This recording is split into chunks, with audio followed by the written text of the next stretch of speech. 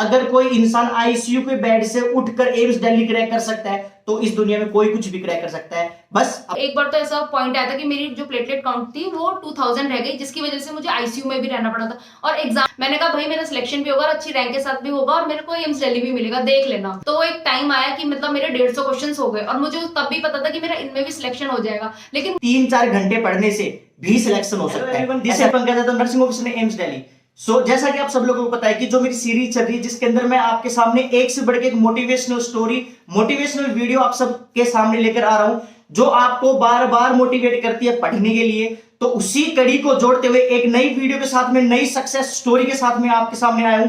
और पूरी वीडियो को देखना और वीडियो अच्छी लगे तो लाइक जरूर कर देना और चैनल को जरूर सब्सक्राइब करके जाना। हाँ, तो वीडियो को शुरू करते हैं बिना किसी देरी की। तो आप जो वीडियो के स्टार्टिंग से देखते आते हो, करता हूं उनसे मैं रिक्वेस्ट करता हूं कि आप प्लीज सारे बच्चों को बताइए कि आप कहां से पास आउट हुए, कब पास आउट हुए और आपने कौन सा एग्जाम क्रैक करके आपने कौन सी रैंक मिली आपको और अभी फिलहाल आप कहां पोस्टेड हो। प्लीज सारे बच्चों को बताइए। Hello everyone, my name is Pragati Sharma. I am from Delhi. I have completed my BSc Nursing from Nightingale Institute of Nursing, Noida in the year 2020. Okay, so recently I am working in AIIMS Delhi and I have cleared my two exams, like I have cleared my UPPSC and the NORCET 2022. And in UPPSC I got rank 249 and NORCET I got rank 579. Recently I am working in AIIMS Delhi. Okay, then इसके बाद में next question में प्रगति आपसे पूछता हूं, that is कि आपने कहां से कोचिंग की थी और कैसे प्रिपरेशन की थी। प्लीज सारे बच्चों को बताइए जिससे कि वो भी इस साल नॉर्सेट 2023 को क्रैक करके आ सके। प्लीज सारे बच्चों को बताइए। मैंने कोचिंग ली थी नर्सिंग एक्सपर्ट से। तो उस टाइम पे मतलब ऐसा सफिशिएंट नहीं होता कि सिर्फ कोचिंग ही काफी है कि कोचिंग करके ही आप लोग एग्जाम क्रैक कर सकते हैं, ऐसा जरूरी नहीं है। लेकिन कोचिंग के साथ साथ ना मैंने सेल्फ स्टडी करी थी और मतलब मैंने अपनी कंटिन्यूटी बहुत ज्यादा बना के रखी थी। मुझे मतलब ये था कि मुझे डेली पढ़ना है, चाहे मैं 2 घंटे पढ़ लूं तो मैं डेली ही पढ़ती थी। ऐसा कुछ नहीं है कि मतलब कई लोग सोचते हैं कि मतलब 8 घंटे पढ़ना है, 10 घंटे पढ़ना है, ऐसा जरूरी नहीं होता। लेकिन हाँ, पढ़ना डेली होता है, ये जरूरी होता है। ओके, और कैसे प्रिपरेशन की आपने, कुछ जो आप बताना चाहो, जैसे कि आपने कैसे प्रिपेयर किया था, कैसे आपने तैयारी की थी?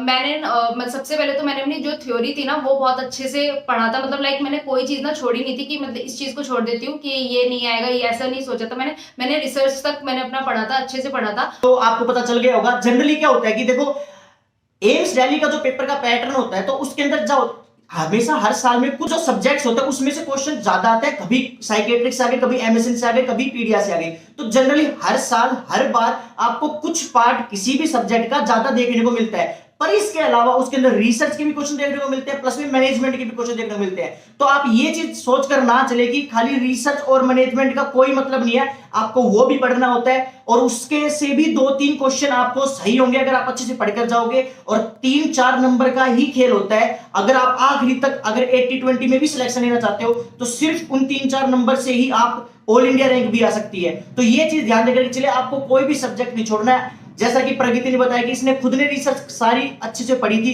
मैनेजमेंट तक पढ़ा है, तो ये आपको भी पढ़ना है और हर सब्जेक्ट को प्रायोरिटी देनी है। ठीक, थोड़ी कम दीजिए जो लिटिल सब्जेक्ट्स होते हैं, लाइक जो माइनर सब्जेक्ट्स होते हैं। बाकी इसके अलावा जो मेन सब्जेक्ट्स है उसको आप टाइम दे रहे होंगे और वो सब कुछ आपको मिल भी रहा होगा। और मिलने से एक बात और मुझे याद आ रही है, जो मेडिकल साइन है आप सब लोगों के लिए मेगा टेस्ट सीरीज चला रखी है इस साल, संकल्प नाम की। आप प्ले स्टोर के ऊपर जाके मेडिकल साइन सर्च कर सकते हो, टेस्ट सीरीज ले सकते हो, पूरी एक्सपर्ट टीम से मैंने बनवाई है, आप एक बार जाकर देख सकते हो। इस साल आपको बहुत फायदा होने वाला है जैसे नॉर्सेट 2022 में हुआ था। देन इसके बाद में नेक्स्ट क्वेश्चन मैं आपसे पूछता हूं प्रगति, दैट इज जो मेरे से हर बार वीडियो में बार बार पूछा जाता है, दैट इज कि सर कौन सी गाइड पढ़े, सर कैसे हम कोई भी गाइड पढ़ के सिलेक्शन ले सकते हैं या फिर कितनी गाइड पढ़ना जरूरी है, एनक्लेक्स जरूरी है, टारगेट जरूरी है। तो प्लीज आप सारे बच्चों को बताइए कि आपने कौन सी गाइड पढ़ी थी जिससे कि आपको एम्स दिल्ली का रास्ता सफर थोड़ा कम हो गया था। प्लीज सारे बच्चों को बताइए। ऐसा मतलब ऐसा नहीं होता कि कई लोग बोलते हैं कि 2 बुक्स पढ़ लेते हैं, हमने तो सिर्फ पीआर यादव पढ़ के ना हमने सिलेक्शन ले लिया था, ऐसा जरूरी नहीं होता। कई बार मतलब मैंने तो जो पढ़ा था ना, मैंने पढ़ा था target high, PR Yadav, Saunders, Mosby and last में जब मेरे पास टाइम था तो मैंने जाके लिपिनकॉट पढ़ी थी। मैंने ये सारी बुक्स पढ़ी थी और अच्छे से पढ़ी थी। मैंने ये नहीं मतलब ऐसे नहीं करा था कि चलो ठीक है ये वाला क्वेश्चन इंपॉर्टेंट नहीं है मैं इसको नहीं पढ़ती हूँ। सबसे पहले तो बेसिकली बहुत जरूरी है कि आपकी थ्योरी बहुत स्ट्रांग होनी चाहिए। जब आपकी थ्योरी स्ट्रांग होगी ना तभी आप क्वेश्चन कर पाएंगे। और जब मैं मतलब मेरी थ्योरी स्ट्रांग हो गई थी ना, मतलब मुझे बहुत अच्छे से आ गई थी, तभी ना मैं क्वेश्चंस की तरफ गई थी। और क्वेश्चन ना तब उस टाइम पे ऐसे लगते थे कि हाँ मुझे ये वाला क्वेश्चन तो मुझे आते हैं क्योंकि मेरी थ्योरी बहुत अच्छी थी। ओके, ये चीज तो मैं खुद ही आपको 1000 बार वीडियोस के अंदर बोल चुका हूं। वैसे प्रगति ने सारी जितनी भी नर्सिंग फील्ड के अंदर अवेलेबल जितनी भी गाइड है वो सारी निकाली थी। तो आप यूं समझ लीजिए कि भाई सारी इंपॉर्टेंट है। मैं तो देखो यही बोलूंगा, कोई भी ये ना सोच के चले कि खाली पीआर सिलेक्शन दिला सकती है, खाली टारगेट सिलेक्शन दिला सकती है। खाली वर्ड यूज ना करे, जो भी पढ़े जैसे भी पढ़े उसको कंप्लीट पढ़े, बेसिक से स्टार्ट करे और ये सोच के चले कि हाँ मुझे यही गाइड सिलेक्शन दिलाएगी। विश्वास करे गाइड्स पर, और जहां से भी आप कोचिंग करते हो, जहां से भी आप डाटा लेते हो, जहां से भी आपके पास में सोर्स है उसके ऊपर विश्वास करे और अल्टीमेट विश्वास करे खुद के ऊपर कि हाँ मैं कर सकता हूं या कर सकती हूं। वही चीज आपको सिलेक्शन के अंदर कन्वर्ट करवाएगी। तो ये चीज ध्यान देकर के चले। देन इसके बाद में नेक्स्ट क्वेश्चन मैं प्रगति आपसे पूछता हूं। जनरली मेरे पास में बहुत बार क्वेश्चन पूछे जाते हैं, हर बार क्वेश्चन पूछे जाते हैं, दैट इज कि कितने घंटे पढ़ाई करें सर।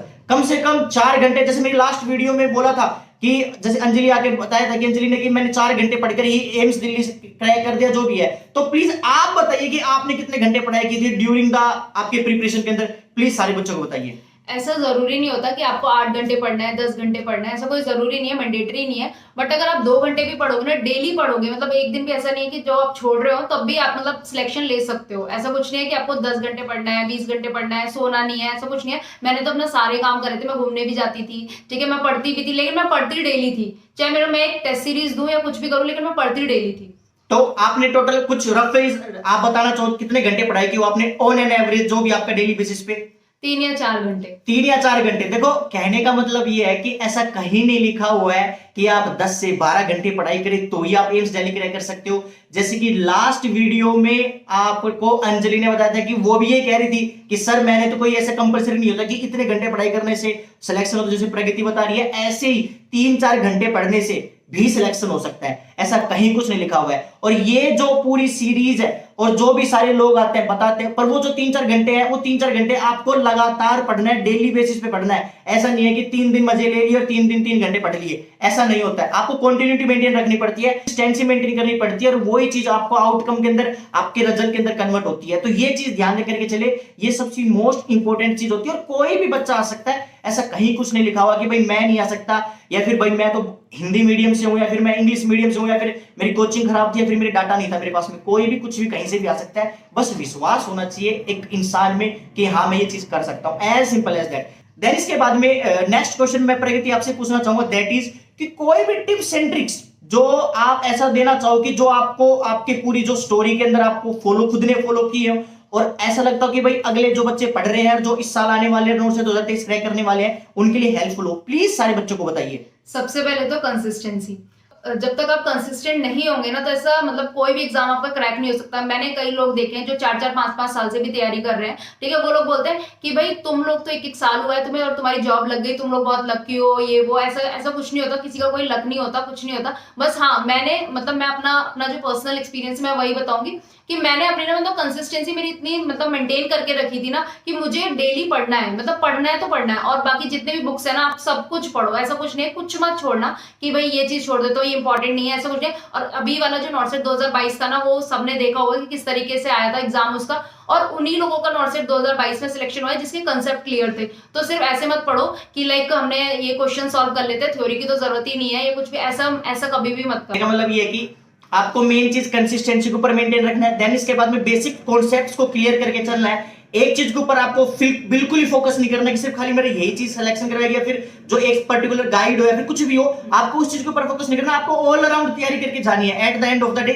मेन चीज बस यही होता है कि आपको सारी चीजों के ऊपर फोकस करना है, आपके खुद के ऊपर भी फोकस करना है, और इवन जो आप पढ़ रहे हो उस पर भी फोकस करना है। मेंटल स्टेबिलिटी भी बहुत जरूरी होती है।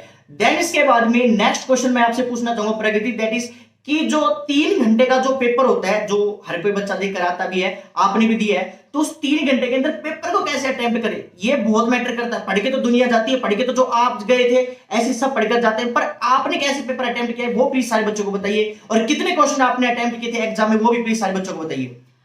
सबसे पहले जो मैंने क्वेश्चंस अटेम्प्ट करे थे वो थे मेरे 175, ठीक है। पहले तो मुझे पेपर देख के ना मेरे को ऐसा लग रहा था कि मेरा शायद नहीं होगा, लेकिन फिर मैंने ना वो चीजें जो मेरी मेहनत थी ना, जो लास्ट टाइम से मैं 1 साल से कर रही थी, तो मुझे वो याद आया कि नहीं, मैंने बहुत अच्छे से पढ़ाई करी और ऐसा नहीं हो सकता कि मेरा सिलेक्शन नहीं होगा। मैंने उस टाइम पे ना अपने अंदर कॉन्फिडेंस लेकर आई कि हाँ मैंने ये चीज कहीं ना कहीं तो पढ़ी हुई है और मुझे ये चीज करनी है, ठीक है। तो मैं क्वेश्चंस ना मतलब पहले मैंने एक बार मतलब एक राउंड लिया पेपर का, तो उसमें मैंने मेरे जो क्वेश्चन थे वो 105 के अप्रॉक्स हुए थे, और मुझे ये पता था कि 105 जो क्वेश्चन है ना वो बिल्कुल सही है, ये मेरे कहीं से गलत नहीं है।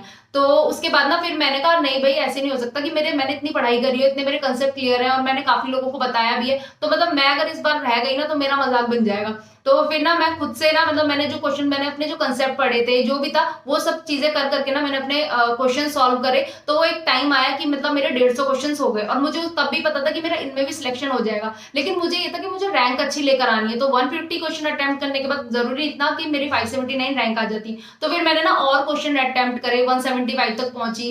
तो मुझे पता है सब लोग बोल रहे थे कि इतने क्वेश्चन क्यों अटेम्प्ट करे, इतने क्वेश्चन क्यों अटेम्प्ट करे, नहीं करने चाहिए थे, नहीं होगा सिलेक्शन। मैंने कहा भाई मेरा सिलेक्शन भी होगा और अच्छी रैंक के साथ भी होगा और मेरे को एम्स दिल्ली भी मिलेगा, देख लेना। विश्वास, हाँ। ये विश्वास ही है जो लाइफ के अंदर आपको रिजल्ट के अंदर कन्वर्ट करता है। तो ये चीज मुझे बहुत अच्छी लगी प्रगति की, कि विश्वास रखना है अपने आप के ऊपर। दुनिया क्या बोलती है कोई फर्क नहीं पड़ता, आप पता है, आपको पता है, आपके भगवान को पता है कि मैं पेपर कैसे अटेम्प्ट करके आया हूं या आई हूं। तो उससे कि फिर उसके बाद में आपको किसी से कोई मतलब नहीं चाहिए, कोई कुछ बोलो आपका होगा या नहीं होगा। रिजल्ट डेट डिसाइड करेगी और रिजल्ट दिखाएगा आप जो आप मेहनत की है कि आपका सिलेक्शन हुआ या नहीं हुआ। तो बस सिंपल रखनी चीजों को, ज्यादा कॉम्प्लिकेट करके नहीं चलना है। एग्जाम के टाइम के ऊपर मेंटल स्टेबिलिटी बहुत जरूरी होती है। मैंने भी 175 क्वेश्चन किए थे और प्रगति ने भी 175 क्वेश्चन किए हैं, तो आप सोच सकते हो कि 175 में भाई एम्स दिल्ली दूर नहीं है। देन इसके बाद में नेक्स्ट और फाइनल क्वेश्चन मैं आपसे पूछना चाहूंगा प्रगति, दैट इज कि कोई भी ऐसी मोटिवेशनल स्टोरी हो जो तुम बताना चाहो सारे बच्चों को और आपको ऐसे लगता हो कि आपकी लाइफ के अंदर टर्निंग पॉइंट था ये और उसके बाद में आपको रियल सक्सेस मिली। और एक लास्ट उसके अंदर ये भी चीज इंक्लूड करना चाहूंगा कि आप रियल सक्सेस जो आपको मिली है उसका क्रेडिट आप आपकी लाइफ में किसको देना चाहोगे, प्लीज सारे बच्चों को बताइए।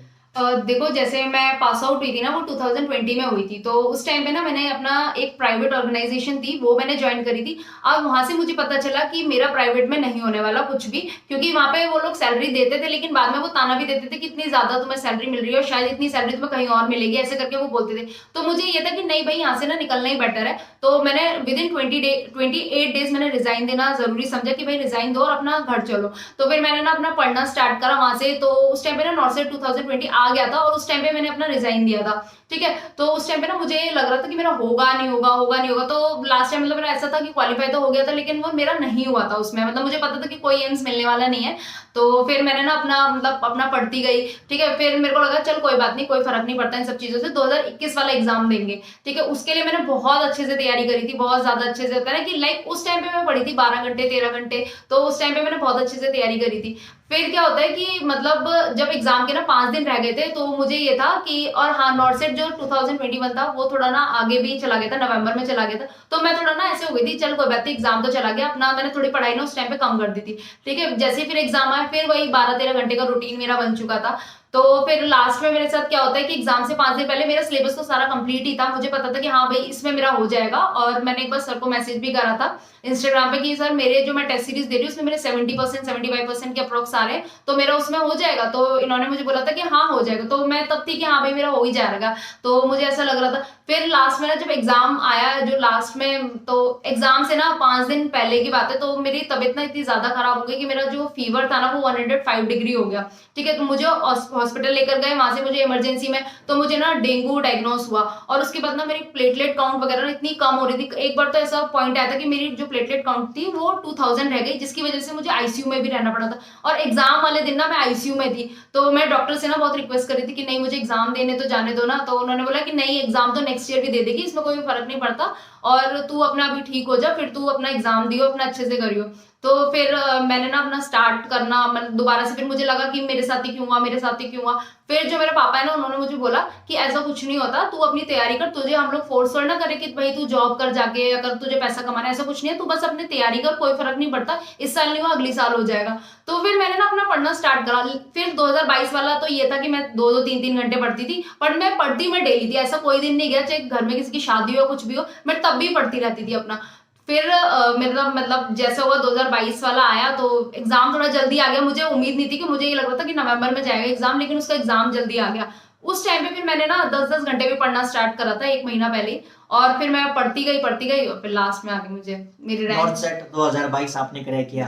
Very really very motivational story है और मुझे भी बहुत अच्छी लगी ये, और तभी आपके सामने प्रगति ने बताई भी है। और इस चेयर के ऊपर हर स्टोरी मोटिवेशनल होती है और वही आपने करके दिखाया और आपने खुद पे बिलीव रखा कि आपने उस जो एचआर थे आपने उसको प्रूव किया कि हाँ मैं विद इन 1 ईयर के अंदर सिलेक्शन ले सकती हूँ और कहीं ना कहीं आप भी सिलेक्शन ले सकते हो। और अगली बार अगर सच में आप रियली मोटिवेट हुए हो और अगर आपको ऐसा लगा है कि हाँ मैं भी क्रैक कर सकता हूँ और आप क्रैक करके आते हो तो इस चेयर पे आप भी आकर बैठ सकते हो और कोई भी आकर बैठ सकता है जनरली। बस अपने आप पर विश्वास रखना है और ये मौका हमेशा दूंगा, मैं हर किसी को दूंगा अपनी स्टोरी शेयर करने का।